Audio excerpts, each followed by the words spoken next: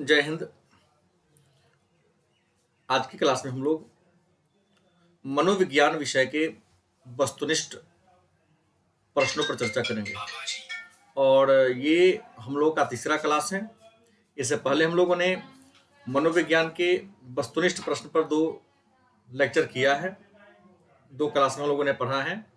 तो आज ये अंतिम क्लास है और इसके बाद हम लोग इसके लघुत्तरीय और त्रिकोणीय प्रश्न पर आएंगे। तो आइए प्रारंभ करते हैं। आज का पहला प्रश्न है, समूह ध्रुवीकरण के संप्रत्यय का प्रतिपादन किसने किया? समूह ध्रुवीकरण के संप्रत्यय का प्रतिपादन किसने किया? उत्तर होगा फ्रेजर। नेक्स्ट प्रश्न है, उच्चतम संगठित समूह के उदाहरण है। उच्चतम संगठित समूह के उदाहरण है, उत्तर होगा देश और सेना उच्चतम संगठित समूह के उदाहरण है। नेक्स्ट प्रश्न है, विश्वविद्यालय किस प्रकार के समूह का उदाहरण है? विश्वविद्यालय किस प्रकार के समूह का उदाहरण है? उत्तर होगा औपचारिक समूह। नेक्स्ट प्रश्न है, अनुरूपता के निर्धारक तत्व कौन है? अनुरूपता के निर्धारक तत्व कौन कौन है? उत्तर होगा समूह का आकार, समूह की शक्ति और समूह का संघटक। नेक्स्ट प्रश्न है, दूसरों की उपस्थिति में लोग कभी कभी अधिक गलतियां करते हैं। दूसरों की उपस्थिति में लोग कभी कभी अधिक गलतियां करते हैं। निष्पादन पर दूसरों की उपस्थिति में खराब प्रभाव क्या कहलाता है? मतलब प्रश्न ये कहता है, कई बार ऐसा देखा गया है कि आप किसी दूसरे के सामने कोई काम कर रहे हैं लेकिन काम आपका गलती हो जा रहा है, बार बार गड़बड़ा जा रहा है, तो इससे क्या कहेंगे? तो इसे सामाजिक अवरोध कहेंगे। क्या कहेंगे? सामाजिक अवरोध। विद्यार्थी को महाविद्यालय में निर्धारित ड्रेस में जाना, खेल के मैदान में नियमों को अपनाना उदाहरण है। मतलब कोई छात्र यदि विद्यालय में ड्रेस मेंटेन करके जाता है और खेलने के क्रम में उसके खेल के नियमों को फॉलो करता है, किसका उदाहरण है? तो यह उदाहरण है आज्ञा पालन का। नेक्स्ट प्रश्न है, समूह संरचना के तत्व हैं। मतलब समूह के निर्माण के लिए क्या क्या होना चाहिए? तो समीपता होनी चाहिए, समानता होनी चाहिए, सुरक्षा होनी चाहिए और चिंता होनी चाहिए। अगला प्रश्न है, चाटुकारिता, पारस्परिकता तथा बहुनिरोध प्रविधियां हैं। चाटुकारिता, पारस्परिकता तथा बहुनिरोध प्रविधि किसका है? तो अनुपालन के। किसका है? अनुपालन के। प्राथमिक और द्वितीयक समूह के बारे में विचार किसने दिया?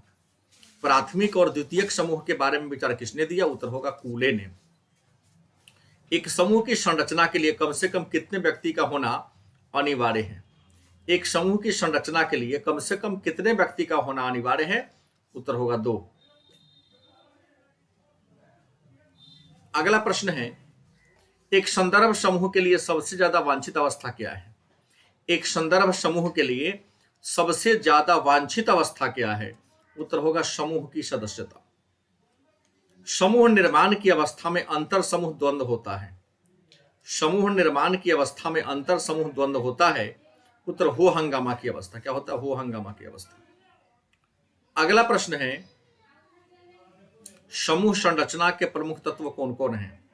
समूह संरचना के प्रमुख तत्व कौन कौन है? उत्तर होगा भूमिका, मानक और पदवी। अगला, अपने संबंधियों से बातचीत करने में किस दूरी का प्रयोग किया जाता है? अपने संबंधियों से बातचीत करने में किस दूरी का प्रयोग किया जाता है? उत्तर होगा व्यक्तिगत दूरी। अगर बैड बैगन प्रभाव किसका उदाहरण है या किसका एक कारक है? बैड बैगन प्रभाव किसका एक कारक है या कारण? उत्तर होगा समूह ध्रुवीकरण का। नेक्स्ट प्रश्न है, सामाजिक प्रभाव का सबसे अप्रत्यक्ष प्रारूप होता है। सामाजिक प्रभाव का सबसे अप्रत्यक्ष प्रारूप होता है। उत्तर होगा अनुरूपता। परिवार, धर्म, जाति किस प्रकार के समूह का उदाहरण है? परिवार, धर्म, जाति किस प्रकार के समूह का उदाहरण है? उत्तर होगा प्राथमिक समूह। अगला है, समूह संघर्ष का कारण क्या है? समूह संघर्ष का कारण क्या है? उत्तर होगा संचार की कमी, असमानता और सापेक्ष वंचन। सापेक्ष क्या होगा? वंचन। अगला है, किसमें सदस्यों के बीच पूरक कौशल होता है? किसमें सदस्यों के बीच पूरक मतलब एक दूसरे से जुड़ा हुआ कौशल होता है? उत्तर होगा दल में। सामाजिक प्रभाव की प्रक्रिया है। मतलब सामाजिक प्रभाव की प्रक्रिया में कौन कौन शामिल है? तो अनुपालन, अनुरूपता और आज्ञा पालन। नेक्स्ट प्रश्न है, दफ्तर एवं फैक्ट्री में काम करने वाले कर्मचारियों का समूह उदाहरण है। मतलब किसी दफ्तर में या किसी फैक्ट्री में काम करने वाले कर्मचारियों के समूह उदाहरण है। उत्तर होगा गौण समूह का।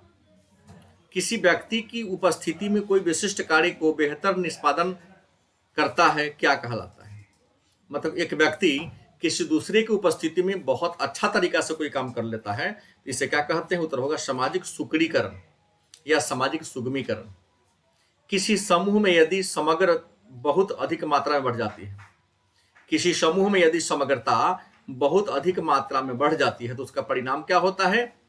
उत्तर होगा समूह सोच की उत्पत्ति होती है, समूह का एक नया सोच आता है। केलमैन के अनुसार सामाजिक प्रभाव का रूप है। केलमैन के अनुसार सामाजिक प्रभाव का रूप है। उत्तर होगा अनुपालन, तादात्म्य और आंतरिकीकरण। सामाजिक प्रभाव का सबसे स्पष्ट प्रत्यक्ष प्रारूप है। सामाजिक प्रभाव का सबसे स्पष्ट एवं प्रत्यक्ष प्रारूप कौन है? उत्तर होगा अनुपालन। क्या होगा? अनुपालन। नेक्स्ट है, शिक्षक द्वारा अपने छात्र को आदेश देना उदाहरण है। शिक्षक द्वारा अपने छात्र को आदेश देना उदाहरण है। उत्तर होगा आज्ञा पालन का। वैसे समूह जो घनिष्ठता से रहित अनुभव प्रदान करते हैं उन्हें गौण समूह कहते हैं। किसने कहा था? वैसे समूह जो घनिष्ठता से रहित अनुभव प्रदान करते हैं उन्हें गौण समूह कहते हैं। किसने कहा? उत्तर होगा आर्गवन और निम्कोफ ने। आर्गवन और निम्कोफ ने कहा था। अगला प्रश्न है, औपचारिक समूह का उदाहरण है। औपचारिक समूह के उदाहरण कौन होगा? तो लोक उपक्रम जो होता है, मतलब सरकारी जो कारखाना होता है, वह औपचारिक समूह का उदाहरण है। सामाजिक प्रभाव की प्रक्रिया में क्या शामिल है?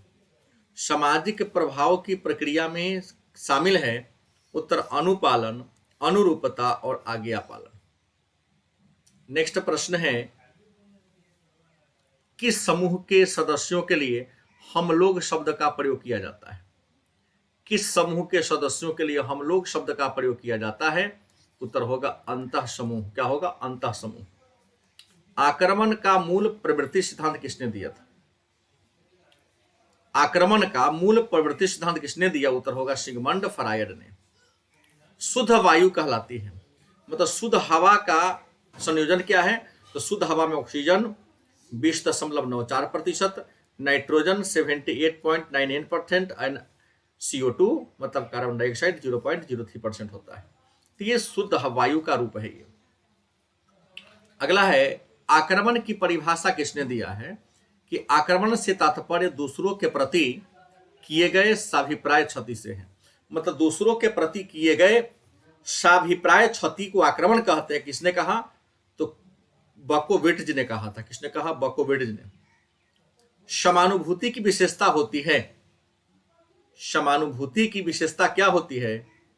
तो समानुभूति आधारित सहसंबंध, लाभार्थी के मानसिक जगत को समझना और सहानुभूति। 5 जून को कौन सा दिवस मनाते हैं? 5 जून को कौन सा दिवस मनाते हैं? उत्तर होगा विश्व पर्यावरण दिवस। अगला है, संघर्ष समाधान की विधि है। मतलब संघर्ष का समाधान करने का तरीका क्या क्या होगा? अगर कोई विवाद हो गया है तो विवाद को समाधान कैसे कर सकते हैं? तो समझौता वार्ता के द्वारा, पारस्परिक संपर्क के द्वारा और अनुकूल विधान के द्वारा। वातावरण में प्रदूषण किस रूप में हो सकता है? वातावरण में प्रदूषण किस रूप में हो सकता है? उत्तर वायु प्रदूषण के द्वारा, जल प्रदूषण के रूप में और मृदा प्रदूषण के रूप में। इन सबको सम्मिलित रूप से हम वातावरण प्रदूषण के नाम से जानते हैं। नेक्स्ट है, बंदुरा ने कहा बच्चे और सामाजिक व्यवहार सीखते हैं। बंदुरा ने कहा बच्चे सामाजिक व्यवहार सीखते हैं। कहां, कैसे सीखते हैं? तो प्रेक्षणात्मक अनुकूलन से, मतलब देखकर बच्चा व्यवहार को सीखता है। अगला प्रश्न है, पर्यावरणीय मनोवैज्ञानिकों ने पर्यावरण संरक्षण के लिए किस माध्यम पर बल दिया? पर्यावरणीय मनोवैज्ञानिकों ने पर्यावरण के संरक्षण के लिए किस माध्यम पर बल दिया? तो पूर्व व्यवहार अनुबोधक पर, पश्च व्यवहार पुनर्बलन पर और पर्यावरण शिक्षा पर। मतलब पर्यावरणीय मनोवैज्ञानिकों ने पर्यावरण संरक्षण के लिए पूर्व व्यवहार अनुबोधक पर बल दिया, पश्च व्यवहार पुनर्बलन पर बल दिया और पर्यावरण शिक्षा पर बल दिया। प्राकृतिक आपदा के उदाहरण है। प्राकृतिक आपदा कौन कौन होगा? तो भूकंप, सुनामी, बाढ़, चक्रवात, पृथ्वी चक्रवात, ओलावृष्टि, बादल का फटना, सूखा, ज्वालामुखी विस्फोट, ये सारे प्राकृतिक आपदा के उदाहरण हैं। अंत्योदय का उद्देश्य क्या है? अंत्योदय का उद्देश्य क्या है? तो गरीबों की संपन्नता स्तर को बढ़ाना। जो गरीब है उसके संपन्नता स्तर को क्या करना है? बढ़ा देना है। नेक्स्ट है, विश्व मानसिक स्वास्थ्य दिवस कब मनाया जाता है? विश्व मानसिक स्वास्थ्य दिवस कब मनाया जाता है? उत्तर होगा 10 अक्टूबर को। भारतीय परिप्रेक्ष्य में गरीब किसे कहेंगे? भारतीय परिप्रेक्ष्य में गरीब किसे कहेंगे? उत्तर होगा आमदनी कम एवं अपर्याप्त जीवन। आमदनी व्यक्ति का कम हो और जीवन अपर्याप्त हो तो उसे क्या कहेंगे? गरीब कहेंगे। किस आक्रामकता में व्यक्ति का अभिप्राय छिपा रहता है? किस आक्रामकता में व्यक्ति का अभिप्राय छिपा रहता है? उत्तर नैमित्तिक आक्रमण में। नेक्स्ट है, ध्वनि को मापने की इकाई का क्या नाम है? ध्वनि को मापने की इकाई का क्या नाम है? उत्तर होगा डेसिबेल। क्या होगा? डेसिबेल। कोलाहल में क्या नहीं होता है? कोलाहल मतलब हल्ला गुल्ला। तो कोलाहल में क्रमबद्धता नहीं होती है, मतलब कभी अचानक ज्यादा हो जाएगा और अचानक शांत माहौल हो जाएगा। संचार के अवयव हैं। संचार मतलब संदेशों का आदान प्रदान के अवयव कौन कौन है? तो सुनना, बोलना और शारीरिक भाषा। मतलब सुनकर, बोलकर और शरीर के भाषा का प्रयोग करके कर सकते हैं। पर्यावरण के प्रति भारतीय पौराणिक विचारधारा किसका समर्थन करता है? पर्यावरण के प्रति भारतीय पौराणिक विचारधारा किसका समर्थन करता है? उत्तर होगा आध्यात्मिक संदर्भ का। व्यक्तिगत स्थान के संप्रत्यय किसने दिया? मतलब व्यक्तिगत स्थान के बारे में विचार किसने दिया? उत्तर होगा एडवर्ड हॉल और रॉबर्ट सोमर ने। डोलार्ड एवं मिलर के अनुसार आक्रामकता का मुख्य कारण क्या है? डोलार्ड एवं मिलर के अनुसार आक्रामकता का मूल कारण क्या है? उत्तर होगा कुंठा। आक्रामकता का अध्ययन करने के लिए सबसे अधिक उपयुक्त विधि कौन है? आक्रामकता का अध्ययन करने की सबसे अच्छी विधि कौन है? तो नियंत्रित निरीक्षण। अगला है, निर्मित पर्यावरण के उदाहरण है। निर्मित पर्यावरण के उदाहरण क्या है? तो बांध, सड़क, पुल, भवन और विद्यालय। प्राकृतिक पर्यावरण के उदाहरण कौन है? तो प्राकृतिक पर्यावरण के उदाहरण है पहाड़, पठार, मैदान, सागर, महासागर। परामर्श की प्रविधि है। तो निर्देशक परामर्श, अनिर्देशक परामर्श, समझौतावादी परामर्श। परामर्श का क्षेत्र नहीं है, मतलब किस क्षेत्र में सलाह नहीं दिया जाता है? तो निजी क्षेत्र में। एक प्रभावी मनोवैज्ञानिक की विशेषता होती है। एक प्रभावी मनोवैज्ञानिक की विशेषता होती है सामर्थ्य, वैज्ञानिक मानसिकता और उसके पास अपना उत्तरदायित्व का ज्ञान हो कि मुझे ये करना है। परामर्श का उद्देश्य क्या होता है? तो परामर्श का उद्देश्य उपचारात्मक, विकासात्मक और निरोधात्मक। मतलब आपके कमी को ठीक करना, आपके विकास के लिए रास्ता बताना और जो गड़बड़ी है उसको रोक लगाना। साक्षात्कार की अवस्था होती है, तो आपको बता दें कि साक्षात्कार की 3 अवस्था होती है। प्रारंभिक अवस्था, दूसरा है प्रश्नोत्तर की अवस्था जिसको मध्य अवस्था भी कहते हैं, तीसरा समापन या अंतिम अवस्था। समय प्रबंधन कैसा कौशल है? तो समय प्रबंधन व्यक्तिगत कौशल है। कैसा कौशल है? व्यक्तिगत कौशल है। संचार कौशल के आवश्यक तत्व कौन कौन है? तो संचार कौशल के आवश्यक तत्व है प्रभावी बोलना, प्रभावी ढंग से सुनना और अशाब्दिक संचार। नेक्स्ट प्रश्न है, व्यक्ति के शारीरिक हाव भाव किस श्रेणी का कौशल है? व्यक्ति का शारीरिक हाव भाव किस श्रेणी का कौशल है? उत्तर होगा संचार कौशल। एक प्रभावी मनोवैज्ञानिक बनने के लिए किस तरह के कौशल की जरूरत होती है? एक प्रभावी मनोवैज्ञानिक बनने के लिए किस तरह के कौशल की जरूरत होती है? उत्तर होगा सामान्य कौशल, परीक्षणात्मक कौशल और विशिष्ट कौशल। मतलब एक वैज्ञानिक बनना है तो आपको सामान्य कौशल, परीक्षणात्मक और परीक्षण करने के, जांच करने के कौशल और एक अलग प्रकार की विशेषता आपके व्यक्तित्व में होनी चाहिए। प्रभावी परामर्शदाता के गुण हैं। तो प्रभावी परामर्शदाता में 3 गुण होना चाहिए: परानुभूति का, प्रामाणिकता का और भावानुवाद का।